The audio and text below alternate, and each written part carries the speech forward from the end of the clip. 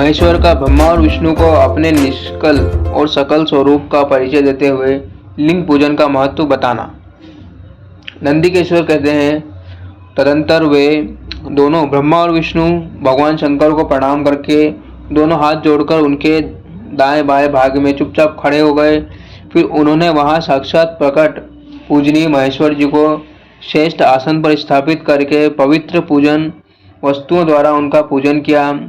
दीर्घ काल तक अविकत भाव से स्थिर रहने वाली वस्तुओं को पुरुष वस्तु कहते हैं और अल्पकाल तक ही टिकने वाली श्रमभंगुर वस्तुओं को प्राकृतिक वस्तु कहलाती है।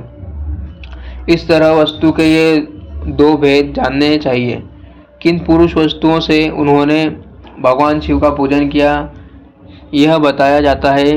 हार, नुपुर, केयूर, किरीट, मणिमय, कुंडल, यज्ञोपवीत, उत्तरीय वस्त्र, पुष्पमाला, रेशमी वस्त्र, हार, मुद्रिका, पुष्प, तांबुक, कपूर, चंदन एवं अंगूर का अनुलेपन, धूप, दीप, श्वेत छत्र, व्यंजन, ध्वजा, चंवर तथा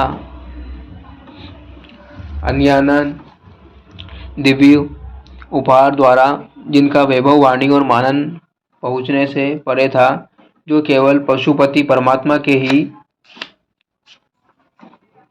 योग्य थे और जिन्होंने पशु बुद्धि जीव कदापि नहीं था, उन दोनों ने अपने स्वामी महेश्वर का पूजन किया। सबसे पहले वहां ब्रह्मा और विष्णु भगवान शंकर की पूजा की। इससे प्रसन्न और भक्तिपूर्वक भगवान शिव ने वहां नम्र भाव से खड़े हुए उन दोनों देवताओं से मुस्कुराकर कहा। महेश्वर बोले, पुत्रों, आज का दिन एक महान दिन है। इसमें तुम्हारे द्वारा जो आज मेरी पूजा हुई है, इससे मैं तुम लोगों पर बहुत प्रसन्न हुई। इसी कारण यह दिन परम पवित्र और महान से महान होगा। आज की यह तिथि शिवरात्रि के नाम से विख्यात होकर मेरे लिए परम प्रिय होगी। इसके समय में जो मेरे लिए निष्कल अंग आकृति से रहित निराकार स्वरूप के प्रतीक वैर, सकल साकार स्वरूप के प्रतीक विग्रह की पूजा करेगा, वह पुरुष जगत की सृष्टि और पालन आदि कार्य भी कर सकता है। जो शिवरात्रि को दिन रात निराहार एवं जितेंद्रिय रहकर अपनी शक्ति के अनुसार निश्चल भाव से मेरी यथोचित पूजा करेगा, उसको मिलने वाले फल का वर्णन सुनो। 1 वर्ष तक निरंतर मेरी पूजा करने पर जो फल मिलता है, वह सारा फल केवल शिवरात्रि को मेरा पूजन करने से मनुष्य तत्काल प्राप्त कर लेता है। जैसे पूर्ण चंद्रमा का उदय समुद्र की वृद्धि का अवसर है, उसी प्रकार यह शिवरात्रि तिथि मेरे धर्म की वृद्धि का समय है। इस तिथि में मेरी स्थापना आदि का मंगलमय उत्सव होना चाहिए। पहले मैं जब ज्योतिर्मय स्तंभ रूपी से प्रकट हुआ था, वह समय मार्ग शीर्ष मास में आद्रा नक्षत्र से युक्त पूर्णमासी या प्रतिपदा है। जो पुरुष मार्ग शिष्य मास में आद्रा नक्षत्र होने पर पार्वती सहित मेरा दर्शन करता है अथवा मेरी मूर्ति या लिंग की झांकी करता है, वह मेरे लिए कार्तिकेय से भी अधिक प्रिय है। उस शुभ दिन को मेरे दर्शन मात्र से पूरा फल प्राप्त होता है। यदि दर्शन के साथ मेरा पूजन भी किया जाए तो इतना अधिक फल प्राप्त होता है कि उसका वाणी द्वारा वर्णन नहीं हो सकता। वहाँ पर मैं लिंग रूप से प्रकट होकर बहुत बड़ा हो गया था, अतः उस लिंग के कारण यह भूतल लिंग स्थान के नाम से प्रसिद्ध हुआ। जगत के लोग इसका दर्शन और पूजन कर सके, इसके लिए यह अनादि और अनंत ज्योति स्तंभ अथवा ज्योतिर्मय लिंग अत्यंत छोटा हो जाएगा। यह लिंग सब प्रकार के भोग सुलभ करने वाला तथा भोग और मोक्ष का एकमात्र साधन है। इसका दर्शन, स्पर्श और ध्यान किया जाए तो यह प्राणियों को जन्म और मृत्यु के कष्ट से छुड़ाने वाला है। अग्नि के पहाड़ जैसा जो यह शिवलिंग यहाँ प्रकट हुआ है, इसके कारण यह स्थान अरुणाचल नाम से प्रसिद्ध होगा। यहाँ अनेक प्रकार के बड़े बड़े तीर्थ प्रकट होंगे। इस स्थान में निवास करने या मरने से जीवों का मोक्ष तक हो जाएगा।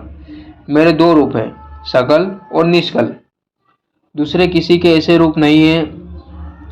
पहले मैं स्तंभ रूप से प्रकट हुआ, फिर अपने साक्षात रूप से। ब्रह्म भाव मेरा निष्कल रूप है और महेश्वर भाव सकल रूप। ये दोनों में ही सिद्ध रूप है, ये दोनों मेरे ही सिद्ध रूप है। मैं ही परब्रह्म परमात्मा हूँ। कला युक्त और अकल मेरे ही स्वरूप है। ब्रह्म रूप होने के कारण मैं ईश्वर भी हूँ। जीवों पर अनुग्रह आदि करना मेरा कार्य है। और ब्रह्मा और केशव में सबसे बृहत और जगत की वृद्धि करने वाला होने के कारण ब्रह्म कहलाता हूँ। सर्वस्त्र सम रूप से स्थित और व्यापक होने से मैं ही सबका आत्मा हूँ। स्वर्ग से लेकर अनुग्रह तक आत्मा या ईश्वर से भिन्न जो जगत संबंधी 5 कृत्य है वे सदा मेरे ही है। मैं अतिरिक्त दूसरे किसी के नहीं है, क्योंकि मेरे ही सबका ईश्वर हूँ क्योंकि मैं ही सबका ईश्वर हूँ। पहले मेरी ब्रह्म रूप पताका बोध करने के लिए निष्कल लिंग प्रकट हुआ था। फिर अज्ञात ईश्वर तत्व का साक्षात्कार करने के निमित्त में साक्षात जगदीश्वर ही सकल रूप में तत्काल प्रकट हो गया।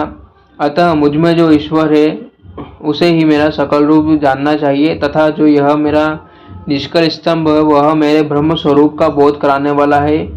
यह मेरा ही लिंग चिन्ह है। तुम दोनों प्रतिदिन यहाँ रहकर इसका पूजन करो।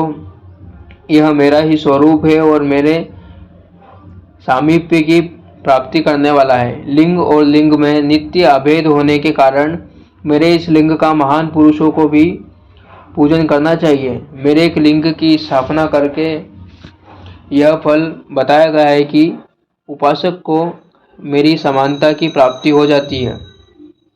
यदि एक के बाद दूसरे शिवलिंग की स्थापना कर दी जाए तब तो उपासक को फल रूप में मेरे साथ एकत्व सायुज्य मोक्ष रूप फल प्राप्त होता है। प्रधानतया शिवलिंग की ही स्थापना करनी चाहिए। मूर्ति की स्थापना उसकी अपेक्षा गौण कर्म है।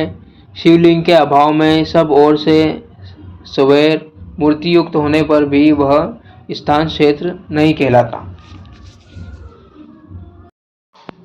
अगले पार्ट के लिए हमारे साथ जुड़े रहें। कथा का आनंद लीजिए, परमानंद लीजिए। ओम नमः शिवाय।